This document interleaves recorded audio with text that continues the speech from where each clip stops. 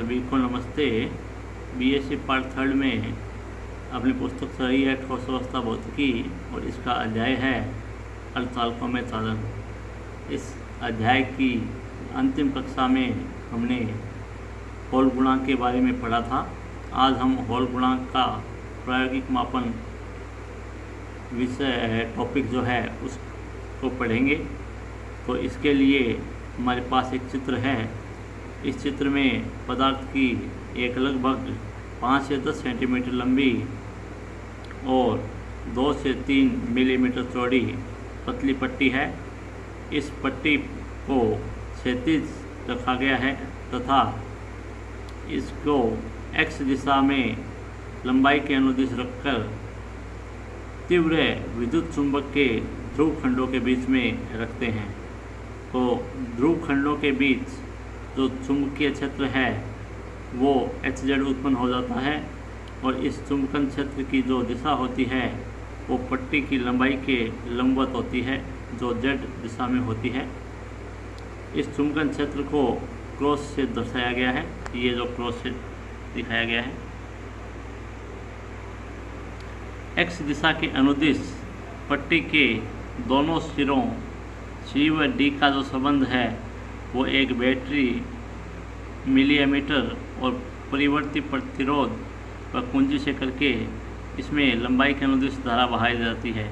ये इसकी बैटरी है, ये मिलीमीटर है, ये धारा नियंत्रक है और ये कुंजी है। तो इन सब को जोड़ के परिपथ बनाया गया है और लंबाई के अनुदिश इसमें धारा प्रवाहित करते हैं।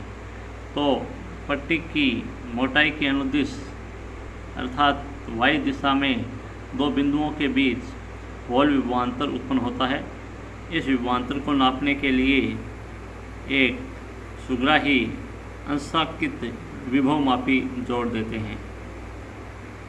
हॉल विभवांतर की सहायता से हॉल गुणांक की गणना जो है वो निम्न प्रकार की जाती है। माना पट्टी की चौड़ाई b व मोटाई d है। पट्टी में I धारा बहाई जाती है जिससे पट्टी में x अक्ष के अनुदिश धारा घनत्व उत्पन्न होता है एवं इस धारा घनत्व का जो मान है वो Jx बराबर I/BD होता है। चिर परिचित फॉर्मूला है अपना। लेकिन हम जानते हैं कि पट्टी में उत्पन्न हॉल विद्युत क्षेत्र जो है उसका मान EH बराबर -K1/NE JXHZ। फॉर्मूला पुराना पिछली कक्षा वाला ही है। यहाँ Jx का मान ऊपर से रख देते हैं तो EH का मान जो है हॉल विद्युत क्षेत्र जिसे कहते हैं उसका मान आपको प्राप्त हो जाता है -K1/NE I/BD HZ। इस प्रकार हॉल विभवांतर जो है उसका मान हॉल विद्युत क्षेत्र इंटू D के रूप में लिखते हैं। EH जो हॉल विद्युत क्षेत्र है इसका मान ऊपर दिखाई दे रहा है, ये रख देंगे। सामान्य मान है, D से D कैंसिल हो गया और यहाँ आपके ये जो है माइनस का 1/NE इसको R होल कहते हैं, नियतांक है हॉल गुणांक का। और ये आपका IHZ आगे आ गया, ये B रह गया। तो इस प्रकार हॉल गुणांक का जो मान आ जाता है इस R होल का, ये B आ गया इधर, तो V होल B ये इसके नीचे बटे में आ गया। तो हॉल गुणांक का मान आ गया V होल B/IHZ। तो ये समीकरण 1 जो है वो हॉल गुणांक को दर्शाती है। समीकरण 1 में हॉल विभवांतर जो है वो सूत्र से स्पष्ट है कि पट्टी की चौड़ाई, पट्टी में प्रवाहित धारा I तथा चुंबकीय क्षेत्र Hz ज्ञात होने पर हॉल गुणांक की गणना की जा सकती है। अब अपना नेक्स्ट जो टॉपिक है वो है चुंबकीय प्रतिरोध। तो एक क्रिस्टल का चुंबकीय प्रतिरोध उसके विद्युतीय प्रतिरोध में उत्पन्न वह परिवर्तन है जब उस पर चुंबकीय क्षेत्र लगाया जाता है। अर्थात किसी क्रिस्टल पर चुंबकीय क्षेत्र लगाने पर उस क्रिस्टल के विद्युत प्रतिरोध में परिवर्तन होता है और यह परिवर्तन जो है वो कहलाता है आपका चुंबकीय प्रतिरोध। चुंबकीय प्रतिरोध का कारण यह है कि जब एक पदार्थ पर चुंबकीय क्षेत्र लगाया जाता है तो धारावाहक जो इलेक्ट्रॉन और होल दोनों हो सकते हैं। धारावाहक का जो पथ है वो वक्राकार हो जाता है, या वक्र पथ धारावाहक जो है वो वक्र पथ पर गति करते हैं, तथा ये धारावाहक लगाए गए विद्युत क्षेत्र की दिशा या उसके विपरीत सरल रेखा में गति नहीं करते। तो जब वक्र पथ हो जाएगा तो सरल रेखा नहीं रहेगी। यहाँ एक बात है कि उसकी दिशा या उसके विपरीत, क्योंकि होल जो है वो धारा की दिशा में गमन करते हैं, जबकि इलेक्ट्रॉन जो है वो धारा के विपरीत दिशा में गति करते हैं। इसलिए यहाँ ये बात आई है, अथवा या उसके विपरीत दिशा में। तो इसके पश्चात अपनी बात है कि धातुओं में जो प्रतिरोध है वो साधारणतः बढ़ जाता है। तो चुंबकत्व प्रतिरोधकता का जो मान है वो होता है del rho upon rho zero. यहाँ रो जीरो जो है वो चुंबकीय क्षेत्र के बिना पदार्थ की प्रतिरोधकता है, जबकि डेल रो जो है वो चुंबकीय क्षेत्र लगाने पर प्रतिरोधकता में हुआ परिवर्तन है। डेल रो का जो मान है वो चुंबकीय क्षेत्र बी के बढ़ने पर बढ़ता है, तथा लघु चुंबकीय क्षेत्रों के लिए बी स्क्वायर के समानुपाती होता है, परंतु उच्च चुंबकीय क्षेत्रों के लिए डेल रो में वृद्धि करने से बी के मान में वृद्धि होती है, या तो वृद्धि हो जाती है या संतृप्त अवस्था आ जाती है।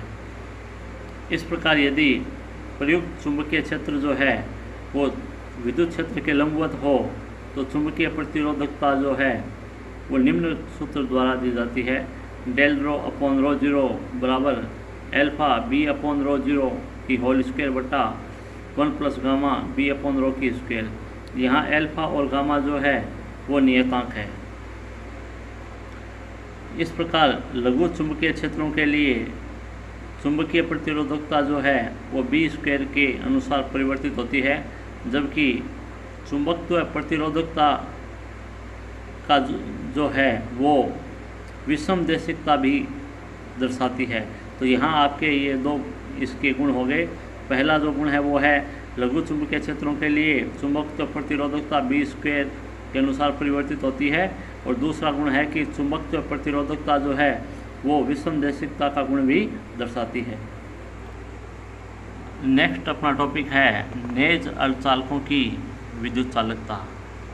तो अति निम्न तापप्रकाश में नेज अर्धचालकों की जो विद्युत चालकता है वो नेज आवेश वाहकों इलेक्ट्रॉनों एवं होल के कारण होती है, दोनों के कारण होती है।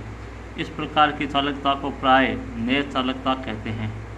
नेज चालकता में दो प्रकार के आवेश वाहक होते हैं, अतः इनकी विशिष्ट चालकता जो है वो मुक्त इलेक्ट्रॉनों एवं छिद्रों या होलों की चालकता के योग के बराबर हो जाती है, यानी सिग्मा बराबर sigma E plus sigma H. यहाँ सिग्मा जो है वो चालकता है, सिग्मा ई का जो मान होगा वो मापांक ई एन म्यू ई, और सिग्मा एच का जो मान होगा वो मापांक ई पी म्यू एच होगा।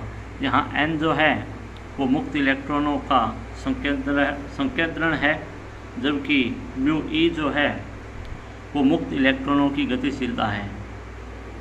पी जो है वो छिद्रों का संकेंद्रण है, जबकि म्यू एच जो है वो छिद्रों की गतिशीलता है। यहाँ छिद्रों एवं इलेक्ट्रॉनों दोनों के लिए ही गतिशीलता को धनात्मक लिया गया जाता है, जबकि इनका अपवाह वेग जो है वो विपरीत दिशा में है। अतः नेज अर्धचालकों की विद्युत चालकता जो है उसका मान सिग्मा बराबर मापांक ई एन म्यू ई प्लस पी म्यू एच के द्वारा दर्शाते हैं। एवं नेज अर्धचालकों के लिए यदि एन पी यानी इलेक्ट्रॉन व होल समान हो तो इसे हम एन आई द्वारा दर्शाते हैं। तो समीकरण 2 से हमें मिल जाएगा सिग्मा आई बराबर मापांक ई N I mu E plus mu H. यहाँ एन आई जो सिग्मा आई जो है वो नेज चालकता है।